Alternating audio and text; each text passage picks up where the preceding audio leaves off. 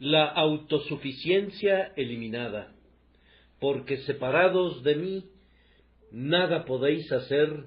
Juan 15:5. Consciente de esta verdad en mi propio caso, busco sinceramente la ayuda del Espíritu de Dios, tanto en la predicación como en cualquier otro ejercicio espiritual que haga, pues separado de Él nada puedo hacer. Es un hecho notable que todas las herejías que han brotado en el seno de la Iglesia cristiana han tenido la tendencia a deshonrar a Dios y a adular al hombre. Siempre han guardado la exaltación de la naturaleza humana como su refugio, si no es que como su meta abierta, y han buscado el abatimiento de la soberanía de la gracia divina. Estos falsos profetas quieren derramar lustre sobre la cabeza de la criatura rebelde y depravada y robarle a Dios la gloria que es debida a su nombre. Por otro lado, las doctrinas del Evangelio, comúnmente conocidas como las doctrinas de la gracia, se distinguen sobre cualquier otra doctrina por esta peculiaridad, es decir, que abaten a la criatura a un lugar muy bajo y nos presentan al Señor Jehová sentado en un trono elevado y exaltado. Tan cierto es esto, que el cristiano más ignorante, aun si es incapaz de refutar un discurso erróneo, sería capaz de descubrir su falsedad, determinando si glorifica al hombre a costa de Dios. El más pequeño bebé en la gracia puede llevar esta prueba consigo. En medio de la diversidad de opiniones que lo circundan, siempre puede juzgar, y hacerlo infaliblemente, por cierto, acerca de la verdad o la falsedad de una doctrina, probándola de esta manera: glorifica a Dios, si lo hace, es verdadera; exalta al hombre, entonces debe ser falsa. Por otra parte, coloca al hombre en un lugar muy bajo y habla de él en términos que lo conducen a sentir su degradación, entonces, sin duda, está llena de verdad. Y pone la corona sobre la cabeza de Dios, y no sobre la cabeza del libre albedrío del hombre, o de su libre agencia, o de las buenas obras. Entonces, con toda certeza, es una doctrina de acuerdo a la piedad, pues es la misma verdad del Señor nuestro Dios. Mi texto, que es la propia palabra de Cristo, contiene una doctrina que pertenece a la categoría que habla en contra de la exaltación de la humanidad y echa por tierra sus elevadas esperanzas y desdeña sus altivas miradas. Y esta frase honra a Cristo precisamente en esa medida y lo exalta en la estima de todo su pueblo. Esta mañana voy a hablar de mi texto de esta manera. Jesús dijo: separados de mí, nada podéis hacer.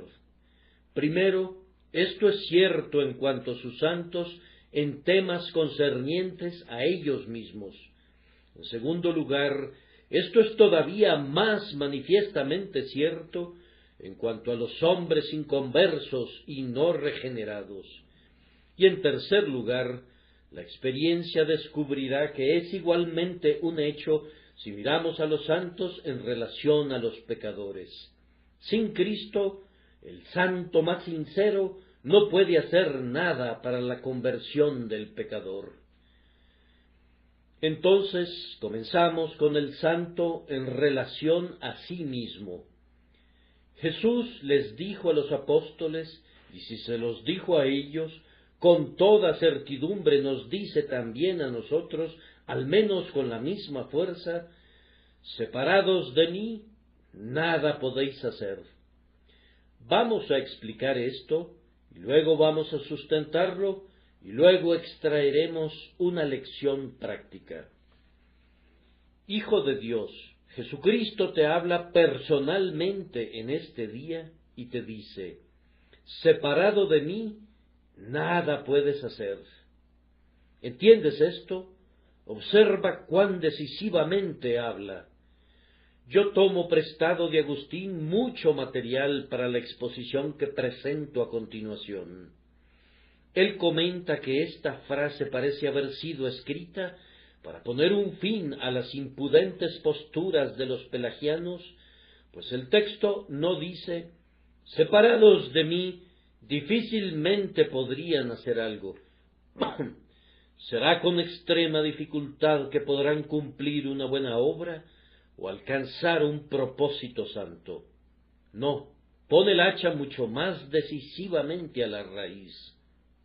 Dice: separados de mí, nada podéis hacer. Absoluta y positivamente nada. ¿Cómo? No dice que si busco y me esfuerzo, si concentro todas mis energías en un solo punto, si concentro todas mis facultades en un propósito, ni aun así podría lograrlo. Si yo fuera extremadamente cuidadoso, si fuera intensamente entregado, si orara con toda sinceridad, ¿no podría entonces lograr algo, aun sin la influencia del Espíritu? Puede ser que me cueste muchas dificultades, puede ser duro remar contra la corriente, pero no podría progresar por lo menos un poquito en las cosas de Dios, solo con mi propio poder, sin ayuda, si me esforzara al máximo. No, el Señor dice que no. Separados de mí, nada podéis hacer. Puedes esforzarte como quieras, luchar como puedas. Tus esfuerzos y tus luchas serían una fuerza mal aplicada, no te conducirían a progresar a tu meta, sólo te hundirían más profundamente en la ciénaga de la desesperación o de la presunción. Observen, además, que el texto no dice: separados de mí, no podréis hacer algunas cosas grandiosas, algunos actos especiales de piedad, algunos actos elevados y supernaturales de arrojo, de abnegación y de sacrificio. No, separados de mí, nada podéis hacer. La frase incluye, como lo perciben claramente, esos pequeños actos de gracia, esos pequeños actos de piedad, para los que en nuestra altiva arrogancia pensamos que ya estamos suficientemente equipados. No pueden hacer nada. No solamente el más alto deber está más allá de su poder, sino el menor deber también. Ustedes no son capaces de hacer el menor acto de vida divina, excepto en la medida en que reciban la fuerza del Dios el Espíritu Santo. Y de verdad, hermanos míos, es generalmente en estas pequeñas cosas que descubrimos el alcance de nuestra debilidad. Pedro pudo caminar sobre las olas del mar, pero no pudo soportar la burla de una criada ínfima. Job pudo tolerar la pérdida de todas las cosas, pero las palabras recriminadoras de sus falsos amigos, aunque no eran más que palabras y no rompían huesos, lo llevaron a hablar mucho más amargamente que toda la sarna maligna y las ampollas que estaban en su propia piel. Jonás dijo que hacía bien en enojarse hasta la muerte por una calabacera. ¿No han oído a menudo que hombres valientes que han sobrevivido cientos de batallas han muerto al final por causa del más trivial accidente? ¿Y no ha sucedido lo mismo con cristianos que profesan? Ellos se han erguido rectamente en medio de las más duras pruebas, han sobrevivido las más arduas pugnas, y sin embargo, en una hora mala, al confiar en ellos mismos, su pie ha resbalado bajo alguna ligera tentación o debido a alguna pequeña dificultad. John Newton dice: la gracia de Dios es muy necesaria para formar un temperamento correcto en los cristianos, tanto en relación al rompimiento de un plato como en relación a la muerte de un hijo único. Estas pequeñas grietas necesitan ser resanadas con sumo cuidado. La plaga de las moscas no es más fácil de ser contenida que la del ángel destructor. El justo debe vivir por fe, tanto en las cosas pequeñas como en las grandes. El creyente debe estar consciente de su propia incapacidad, tanto en las menudencias como en los ejercicios más nobles. No debe decir nunca de ningún acto: ahora soy lo suficientemente fuerte para ejecutar esto. No necesito ir a Dios en oración para esto. Se trata de una minucia, está por debajo de la dignidad de Dios, y yo me basto por mí mismo para ello. No, creyente, tú no eres competente para nada. Sin Cristo no puedes hacer nada que sea bueno, nada que sea correcto. No somos competentes por nosotros mismos, para pensar algo por nosotros mismos, sino que nuestra competencia proviene de Dios. Pues ¿qué hemos de pedir como conviene? No lo sabemos. Cada día sentimos de verdad que querer está presente en nosotros, pero ¿cómo hacer lo que queremos? No lo sabemos. Nuestra fuerza es no solamente debilidad, sino perfecta debilidad, debilidad incluso en relación a las cosas pequeñas, debilidad relativa a las onzas, como ciertamente relativa a las toneladas, debilidad en las gotas de dolor, así como en los mares de aflicción, debilidad ante las astillas de la prueba, así como ante los terribles dardos del maligno. En todo, cristiano, eres impotente, separado del Señor, que es tu fortaleza y tu salvación. Aprende, entonces, el significado de este texto: separados de mí, nada podéis hacer. Para explicar más el significado de este pasaje, permítanme notar que Cristo no dijo: separados de mí, nada podéis perfeccionar, sino separados de mí, nada podéis hacer. El pelagiano podría admitir, tal vez, que el cristiano no puede completar una buena obra sin ayuda, pero piensa que podría ser mucho en esa dirección. Dice: si no termina la obra, puede comenzarla. Si no es la omega, al menos puede ser el alfa. Si no puede aportar la gloriosa piedra cimera y levantarla con grúa a la sublime altura en la que debe quedar por siempre y para siempre, al menos puede cavar los cimientos y quedarse sobre la primera piedra oculta. No, dice Cristo, separados de mí, nada podéis hacer. Lo mismo sucederá en aquel último salto glorioso, cuando el creyente brinque desde su lecho de muerte hasta la tierra de los vivientes. Toda su fortaleza debe provenir de Dios, y lo mismo debe ocurrir en ese primer paso tembloroso, cuando venga Cristo como un penitente y descanse su alma en él.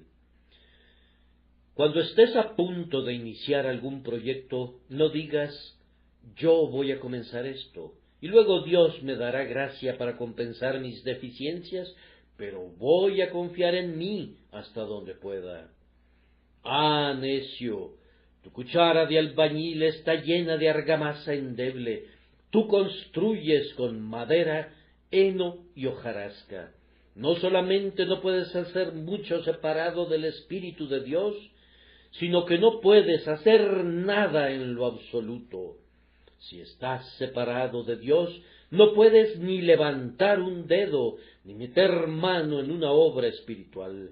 No te puedes poner el manto blanco de gloria, es más, no te puedes despojar de la mortaja encerada de tu muerte. Incluso esto deben hacerlo por ti desde el principio hasta el fin. Y ahora vamos a proceder a colocar el significado bajo una potente luz. Puede ser que algunos comenten: bien, podría interpretarse que el texto diga que el creyente no puede comenzar nada bueno, pero una vez que es comenzado, podría ser de gran ayuda para Dios el Espíritu Santo en su propia salvación. Él podría ser algo separado del Espíritu. Ah, hermanos míos, cuando el Espíritu de Dios está con nosotros, hacemos mucho. Cuando Él está en nosotros, nos convierte en el instrumento de nuestra propia liberación. Pero si el Espíritu de Dios es separado del cristiano, aunque haya sido renovado, aunque tenga un nuevo corazón y un recto espíritu, a pesar de ello, no podría retener ese nuevo corazón y ese espíritu recto ni una sola hora, es más, ni una fracción de un segundo, si el Espíritu de Dios fuera retirado alguna vez de él. No hay apoyo para la nueva vida en el suelo natural de la condición humana. Cada trozo de terreno en el que se nutre la dulce flor del paraíso en nuestro corazón tuvo que ser traído aquí desde el cielo, pues nuestro corazón es naturalmente una roca demasiado infructífera para producir alguna subsistencia para las plantas del paraíso. Si en nuestra alma fluye un río de agua de vida, su nacimiento está en las montañas del eterno propósito de Dios. El río no cuenta con manantiales tributarios en nuestro corazón. La carne no puede prestarle ninguna ayuda al espíritu.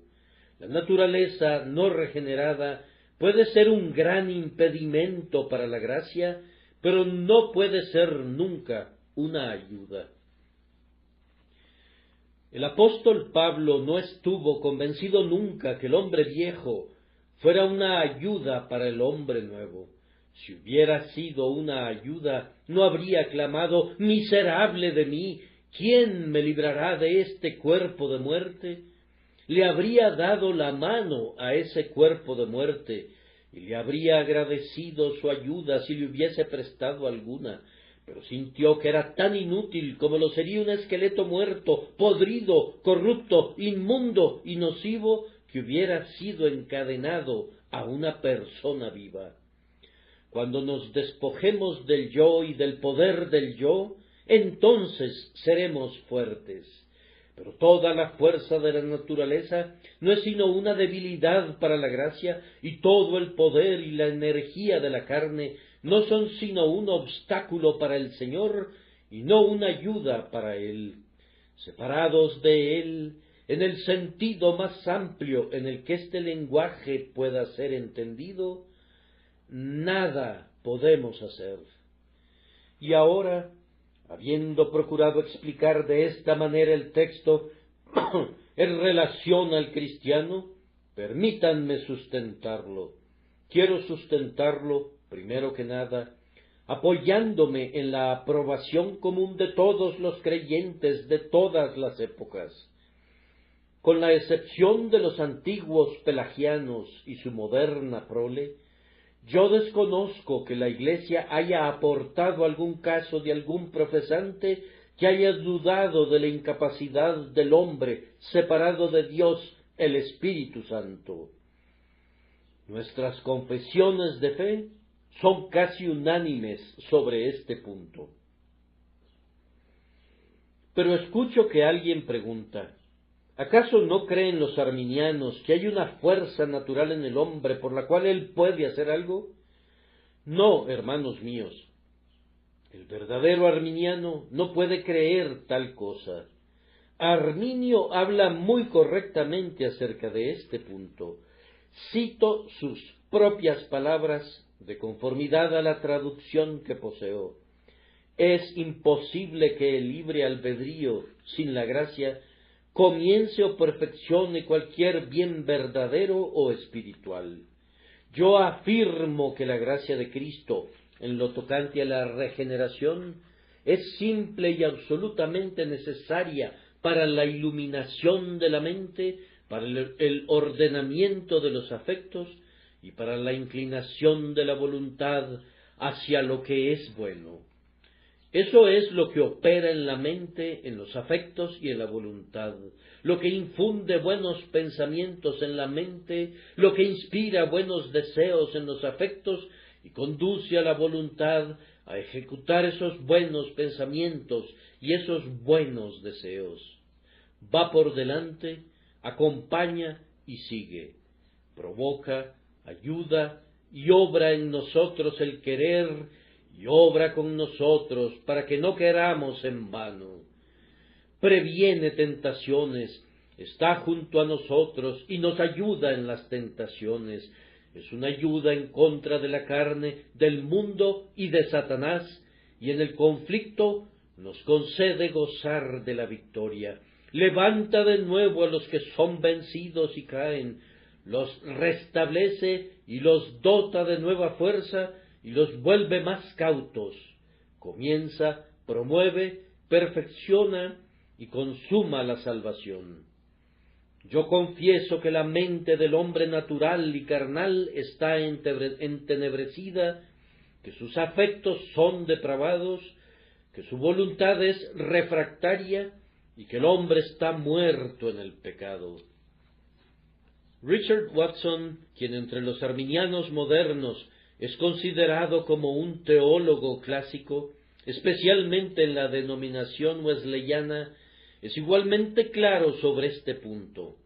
Él admite plenamente que el pecado de Adán introdujo en su naturaleza tal impotencia radical y tal depravación que es imposible que sus descendientes hagan algún esfuerzo voluntario tendiente a la piedad y la virtud. Y luego cita con gran aprobación una expresión de Calvino, en la que Calvino dice: el hombre está tan completamente hundido como anegado por una inundación, que ninguna parte suya es libre de pecado, y por tanto todo lo que procede de él es considerado pecado.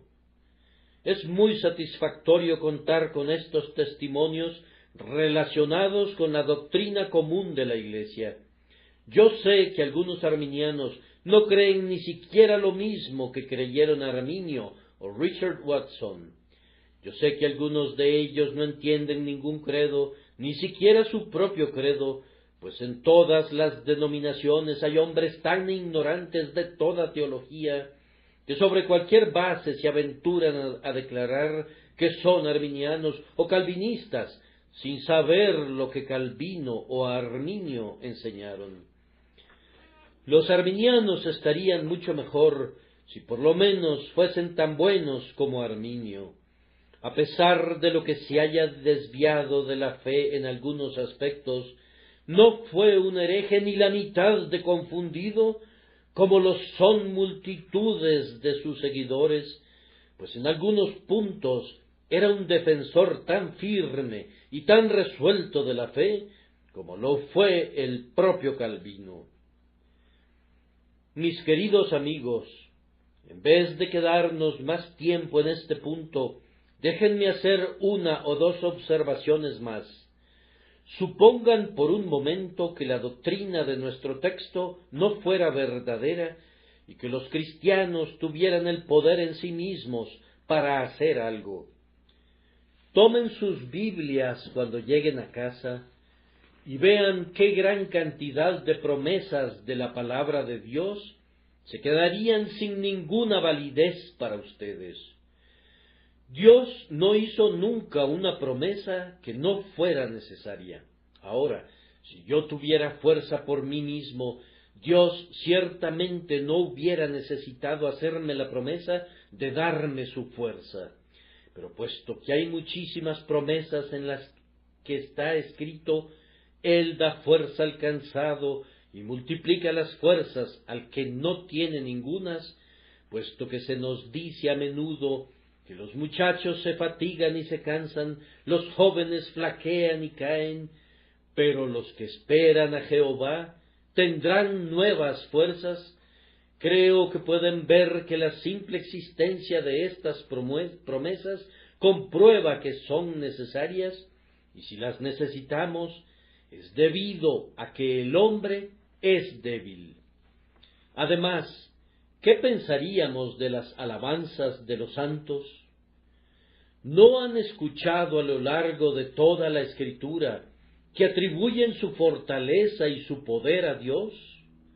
¿Acaso no confesaron todos ellos, desde el primero hasta el último, que todos sus frescos manantiales estaban en Él, que Él, el Señor Jehová, era su fortaleza y su cántico, y se había convertido en su salvación? ¿No confesaron unánimemente que su competencia provenía de Dios, que cuando eran débiles eran fuertes, que en sí mismos no eran nada? Pregunto, ¿qué opinan de estas alabanzas? ¿Qué son? ¿Acaso no serían puro viento si estos hombres realmente hubieran tenido fortaleza y poder para hacer el bien? ¿Y qué son los himnos delante del trono, esos eternos clamores de la salvación pertenece a nuestro Dios que está sentado en el trono y al Cordero? ¿Cómo podrían atribuir poder y dominio y fortaleza a Él por siempre y para siempre si ellos hubieran tenido poder? ¿No debería haber una melodía entremezclada mientras cantan al poder de la gracia? ¿No debería haber algunos interludios en los que canten también al poder de la naturaleza? Si llegaran al cielo en parte por Dios y en parte por ellos mismos, ¿no deberían algunos de los arpistas cantar a la gracia, pero otros no deberían variar la melodía, al menos a intervalos, para alabar a aquel que con su propia fuerza rompió los grillos de su pecado y mediante su propia vigilancia se preservó para vida eterna? Pensar así es una blasfemia. Oh no, hermanos míos, es debido a que no tenían poder en la tierra, excepto el que Dios les dio, que no tienen cántico en el cielo, excepto el cántico que exalta y alaba a Dios. Supongo que otros argumentos adicionales son innecesarios, pero permítanme mencionar uno más. Si así fuera, que el hombre tuviera poder en sí mismo, ¿cuál sería la necesidad del oficio del Espíritu Santo? El oficio del Espíritu Santo se volvería de inmediato una sinecura inútil si el hombre pudiera hacer cualquier cosa y todas las cosas. ¿Qué necesidad habría de que el Espíritu reviviera a los hombres si ellos pudieran dar el primer paso para volver a la vida? ¿Qué necesidad habría de ser fortalecidos con poder en el hombre interior por su espíritu, si el hombre interior estuviera ya fortalecido por su propio poder natural? ¿Qué necesidad habría de que el Espíritu enseñara diariamente al pueblo de Dios si ellos pudieran instruirse a sí mismos?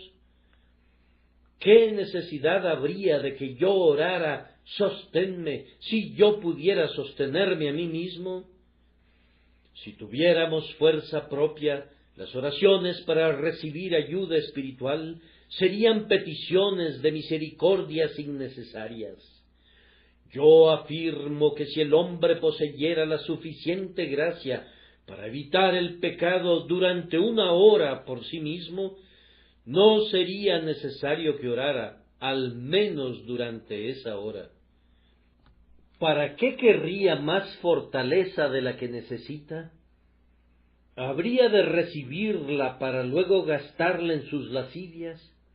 Si fuera posible que yo llevara a cabo una sola acción santa, separado del Señor Jesús, entonces déjenme completar esa sola acción separadamente de Él. Permítanme prescindir del Espíritu Santo durante ese tiempo. Pero ustedes se rebelan ante esa idea. Veo que les causaría horror que yo continuara hablando así. No, dirían ustedes, día a día tenemos la necesidad de orar, cada hora tenemos la necesidad de confiar. Alma mía, En Dios solamente reposa, porque de Él es mi esperanza. Me veo forzado a sentir cada día que no puedo hacer nada sin Él. Mi fortaleza es enteramente suya. El simple hecho de que los oficios del Espíritu Santo sean necesarios, por experiencia propia, demuestra que no podemos hacer nada separados de Él. Ahora apliquemos la doctrina. Descubrimos aquí una razón para la más profunda humildad. Creyente, ¿estás orgulloso porque has prestado un pequeño servicio a la Iglesia y a tus tiempos? ¿Quién te distingue y qué tienes que no hayas recibido? ¿Quién encendió tu lámpara y quién te mantiene alumbrando e impide que te apagues? ¿Has vencido a la tentación? No levantes tu estandarte, no condecores tu propio pecho con gloria, pues ¿quién te hizo fuerte en la batalla? ¿Y quién afiló tu espada y te permitió dar en el blanco?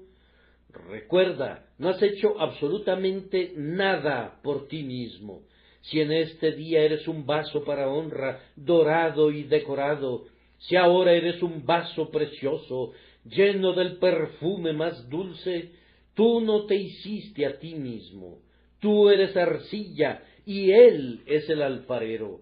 Si eres un vaso para honra, no eres un vaso para tu propia honra, sino un vaso para honra de aquel que te hizo.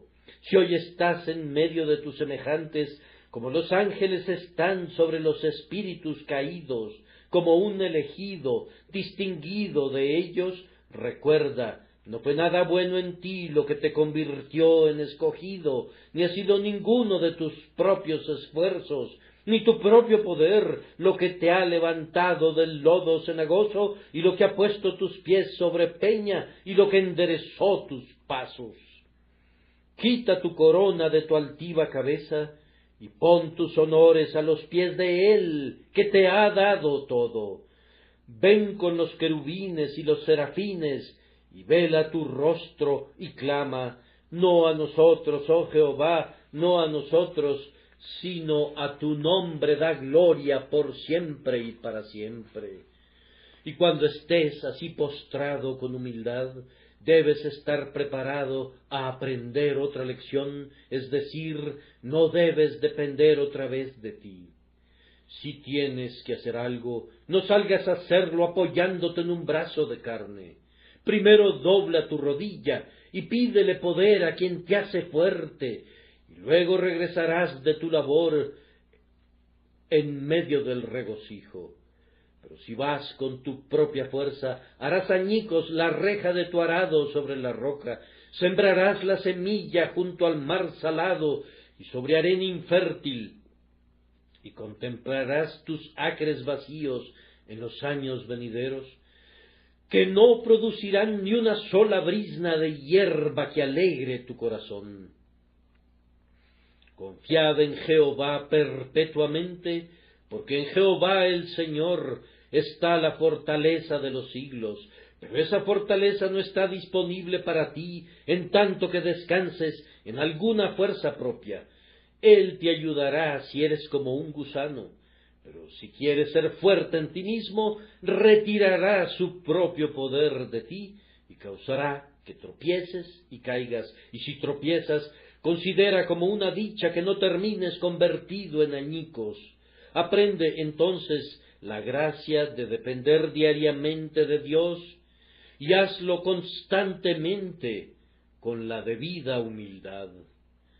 Hermanos y hermanas míos, quiero hablar sinceramente antes de abandonar este punto, pues se trata de un vicio común a todos nosotros, volvernos independientes. Recibimos un surtido de gracia en nuestra mano y pensamos que gastaremos el dinero de nuestro bolsillo antes de recurrir al tesoro de nuestro Padre. Si tenemos un poco de fe y nuestro Señor nos honra con el gozo de su presencia, entonces nos engreímos de tal manera que clamamos: mi monte está firme, no seré jamás conmovido. Siempre hay una prueba a la mano. ¿No es cierto que nosotros nos generamos la mayoría de nuestras pruebas por nuestra jactancia y encendemos nuestro propio horno con el combustible de nuestra altivez? Si fuésemos más semejantes a los niños y descansáramos más simplemente en el poder del Espíritu, ¿no seríamos más felices? ¿Acaso Dios nuestro Padre no esconde su rostro? Porque si viéramos demasiado su rostro, ¿podríamos exaltarnos sin medida? ¿Acaso esa espina no rasga nuestra carne, porque de otra manera permaneceríamos acostados sobre el lecho de la seguridad carnal y dormiríamos durante todo el día?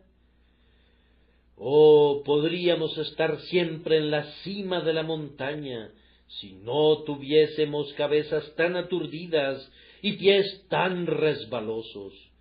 Podríamos tener siempre nuestras bocas llenas de dulzura, si no fuera porque somos tan débiles que no podemos soportar siempre estas dulces cosas y debemos dar un trago de ajenjo para ser conducidos otra vez, mediante un tónico amargo, a un estado saludable de alma. Yo oro para que ustedes busquen quedar postrados en el suelo delante de nuestro Dios, pues cada pulgada que nos alzamos por sobre el suelo es una pulgada demasiado alta. No se trata de una pulgada hacia el cielo, sino de una pulgada hacia el infierno. Cada gramo de fortaleza propia que ganemos es un gramo de debilidad, y cada partícula de confianza en sí mismo no es sino una nueva partícula de veneno aplicado a nuestras venas. Buen Dios, líbranos de toda confianza en el yo y de toda seguridad carnal. Ahora me encamino a la segunda parte de mi sermón, en la cual me detendré brevemente, pero hablaré de todo corazón. Separados de mí, nada podéis hacer. Si esto es válido para el santo, afirmamos que es igualmente válido, aunque debería decir más contundentemente válido, en cuanto al pecador. En vez de hacer una división didáctica aquí, como lo hice con el primer encabezado, permítanme hablar de inmediato a la conciencia. Pecador, el Hijo de Dios que ha sido revivido y renovado, siente que separado de Cristo nada puede hacer. ¿Cuánta mayor validez tiene esto para ti? Pues tú estás absolutamente muerto en delitos y pecados. Aunque el pámpano esté en la vid y haya sido injertado en el buen olivo, no puede producir ningún buen fruto sin el tronco. ¿Cuánto menos puedes esperar hacer algo tú? Pues ni siquiera estás injertado, sino que perteneces al olivo silvestre. ¿Cómo podrías producir fruto si el cristiano, cuyo rostro ha sido limpiado, no puede mantenerlo limpio? Cuánto más difícil no es para el etíope, pues eso eres tú, mudar su piel, o para el leopardo quitar sus manchas. Si cuando el creyente es sanado de su lepra, siente que la lepra podría brotar cada día, si no fuera por el constante poder milagroso del buen médico, ¿cuánto menos podrías tú limpiarte a ti mismo, estando contaminado por completo por la lepra del pecado? Pecador, es cierto en cuanto a ti que, a menos que seas visitado por el Espíritu Santo, a menos que seas unido a Cristo, nada puedes hacer. No estamos afirmando que eres incapaz físicamente, pues puedes efectuar actos naturales, puedes asistir a la casa de Dios, puedes leer la palabra de Dios, tú puedes hacer 1000 cosas que sólo necesitan de tus brazos y de tus piernas y de tus ojos. Tampoco eres incapaz mentalmente. Tú puedes discernir entre el bien y el mal. Tú puedes juzgar sobre la verdad y el error, y eres verdaderamente culpable al elegir lo falso y rechazar lo verdadero. Hablamos ahora de tus acciones espiritualmente, no moralmente. Tú eres tan enteramente incapaz de todos los actos espirituales como los muertos en los cementerios, o como los huesos secos después de haber pasado por el fuego. La vida espiritual no permanece en ti, no tienes ningún poder espiritual con el que puedas ayudarte.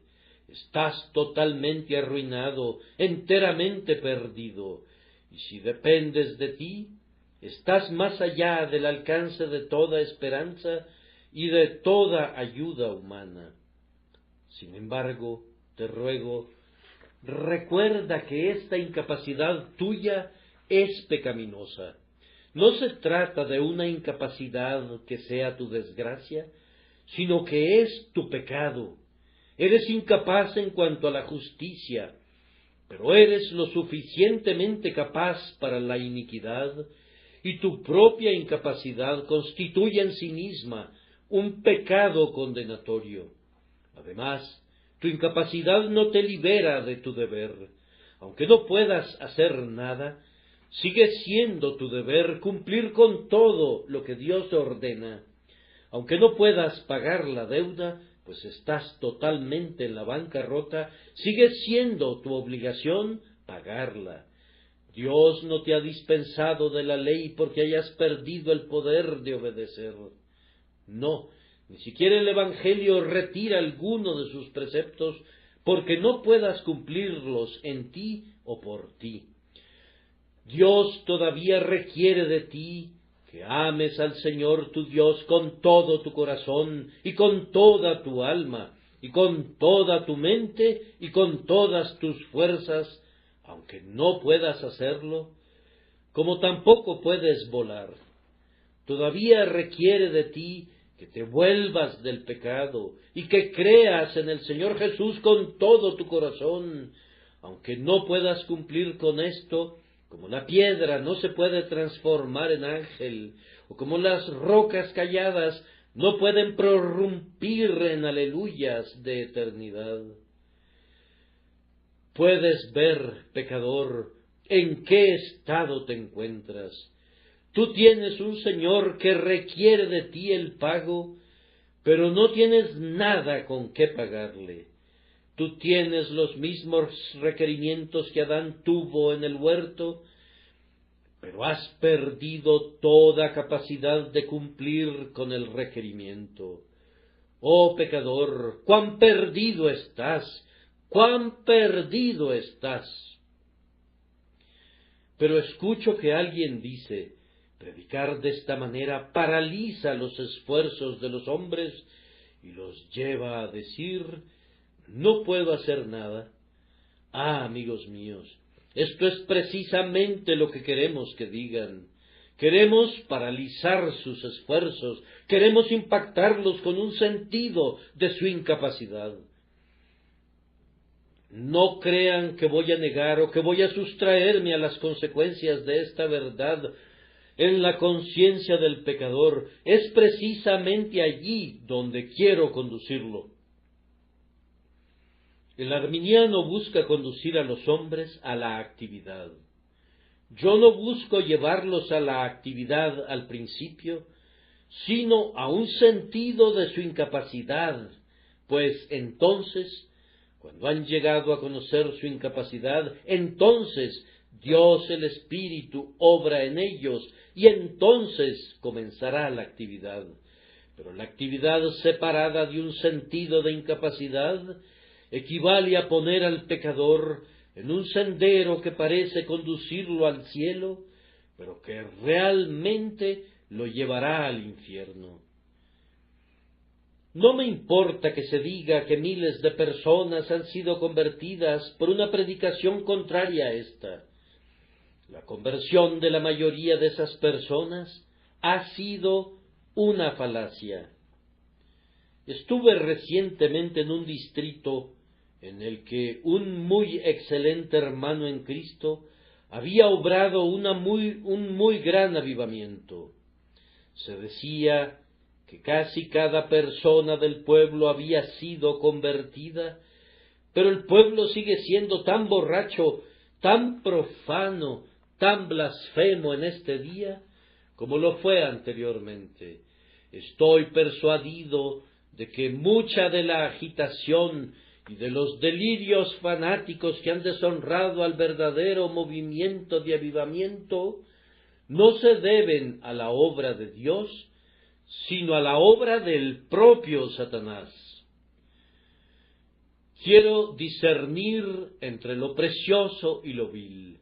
Dios ha desnudado su brazo y multitudes han sido convertidas durante estos últimos años por una verdadera obra de avivamiento. Pero esa agitación que ha acompañado a algunos de estos avivamientos no es nada más que la agitación de las pasiones de los hombres.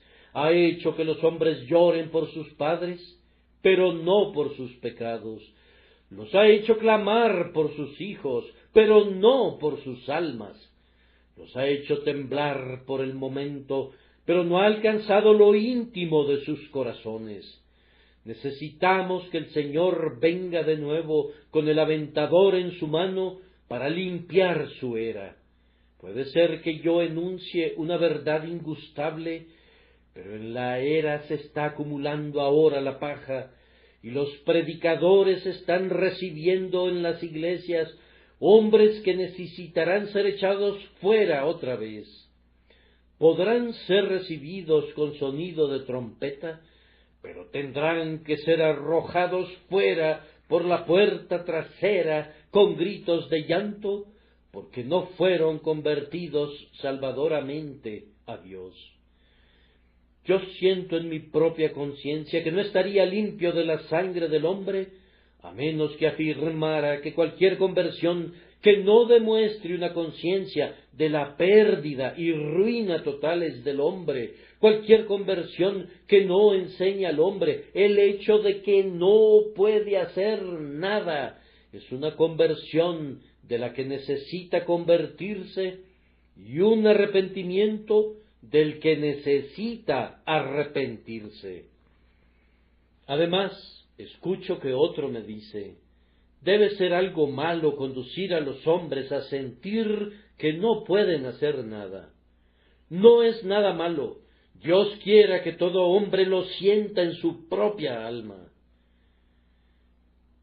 Pero, dirá alguno, yo conocí a un hombre que solía decir que no podía hacer nada y que por tanto no intentaría hacer nada.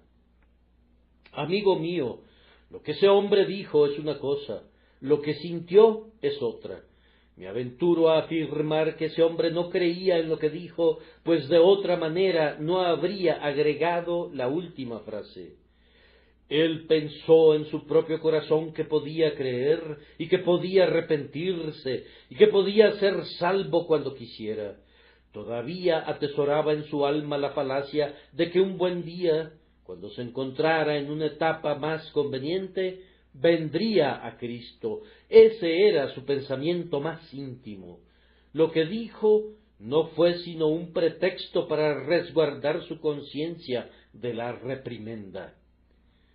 Vamos, hombres y mujeres, si pudieran ser conducidos a sentir que están tan perdidos, tan arruinados, que no pueden hacer nada, se llenarían de temblor y desconfianza, y entonces clamarían en medio de su horror: Señor, sálvame que perezco. Dios, sé propicio a mí, pecador. Repito, es debido a que no lo sienten, sino únicamente dicen que lo sienten. Por tanto, cuando lo dicen, lo convierten en una excusa a causa de la falta de sentimiento. Le pido a Dios el Espíritu que los hiera ahora con un sentido de impotencia, para que de inmediato se postren con el rostro en la tierra y sientan en lo íntimo de su corazón que su salvación está en las manos de Cristo y no en sus propias manos, y que si son salvados, debe ser por la obra de gracia en ustedes y de gracia para ustedes. No puede ser su propia obra, puesto que no tienen poder para llevarla a cabo en y por ustedes mismos. Si sólo pudiera llevarlos hasta ese punto. Oh Dios mío, lleva al pecador allí. Te ruego que lo lleves allí.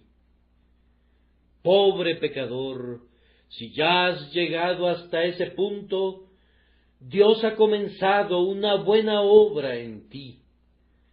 Yo te digo que si has llegado a conocer verdaderamente esta verdad en el centro de tu corazón, Dios el Espíritu ha comenzado a salvarte y Él acabará la obra de su propia mano. No me malinterpretes, si dices simplemente, yo no puedo hacer nada, cualquiera puede decir eso, eso no es la obra del Espíritu. Pero si sientes que no puedes hacer nada, entonces es la obra del Espíritu. ¿No es esta una doctrina muy ingustable? A muchos de mis oyentes no les gusta ahora. Tal vez cuando se vayan dirán, dura es esta palabra, ¿quién la puede oír?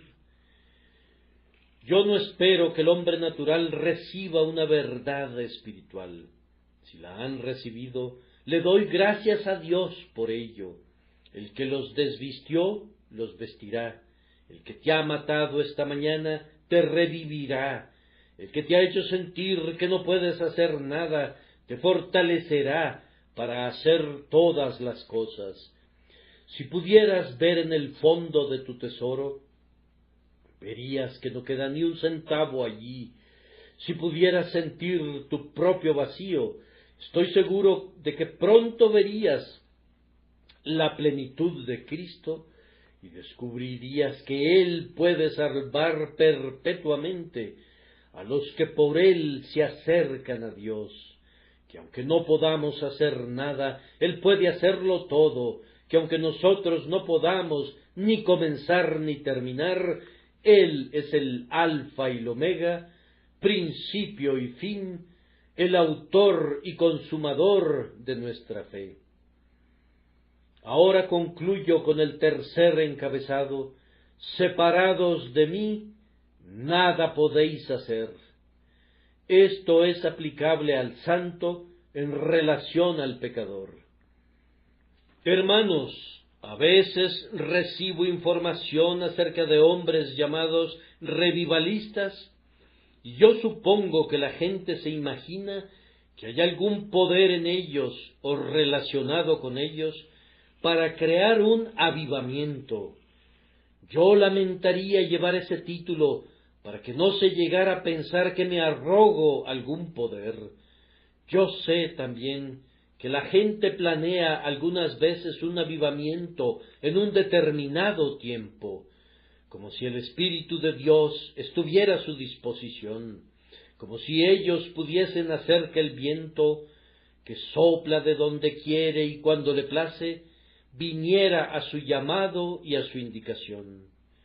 Yo creo que todo eso pretende comenzar por el punto equivocado. En lugar de eso, deberíamos sostener reuniones de oración y confesar nuestra incapacidad. Si comenzáramos por sentir que no podemos hacer nada, podríamos hacer todo. Pero cuando comenzamos pensando que lo podemos hacer todo, no terminaremos haciendo nada. La Iglesia de hoy necesita tener este principio más y más grabado en su corazón. Iglesia de Dios, tú eres impotente. No tienes ninguna fuerza, ningún poder para convertir una sola alma separada del Espíritu de Dios.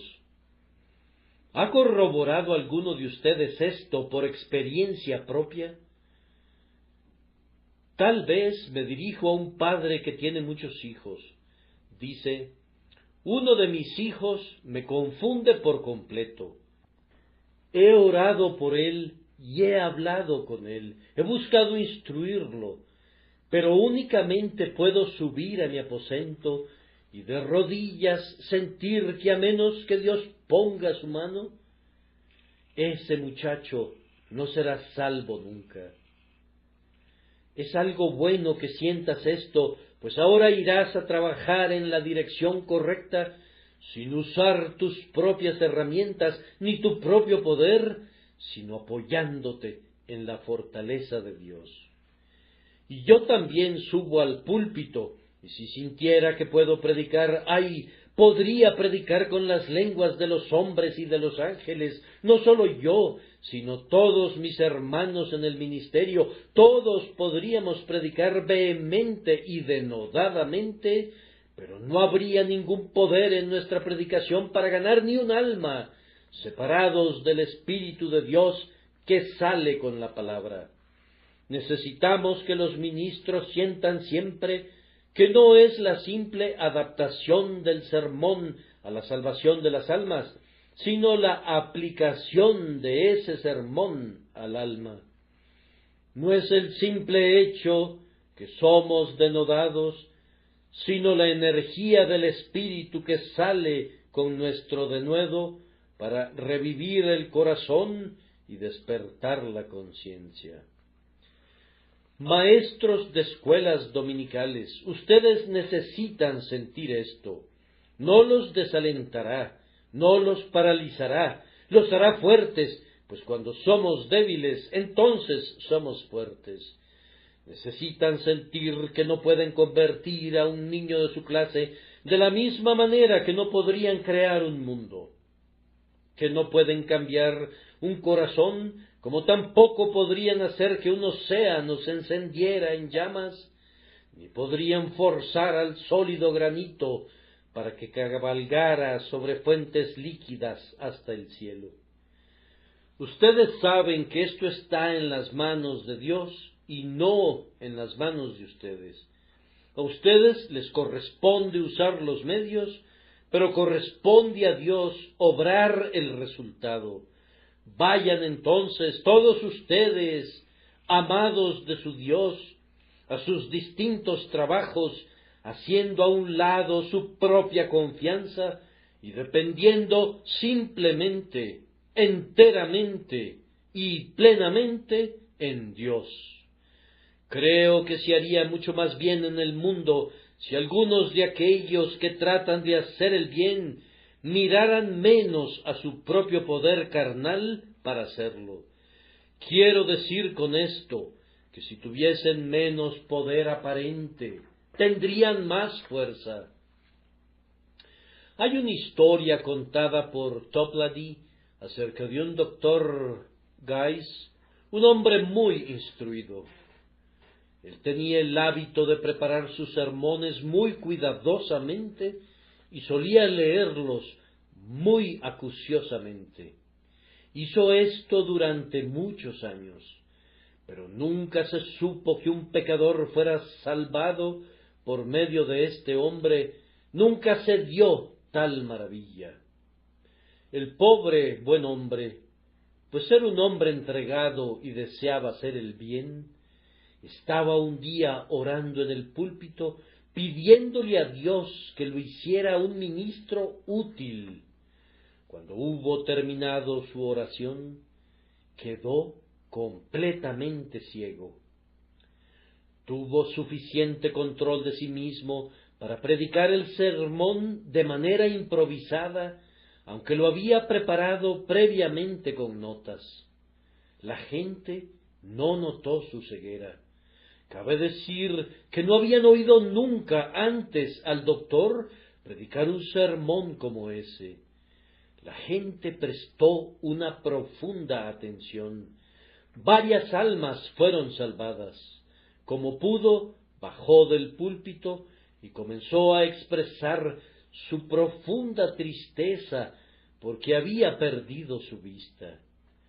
Pero una buena anciana que estaba presente le dijo, tal vez de manera poco amable, aunque cierta: «Doctor, Nunca antes le habíamos oído predicar de esa manera.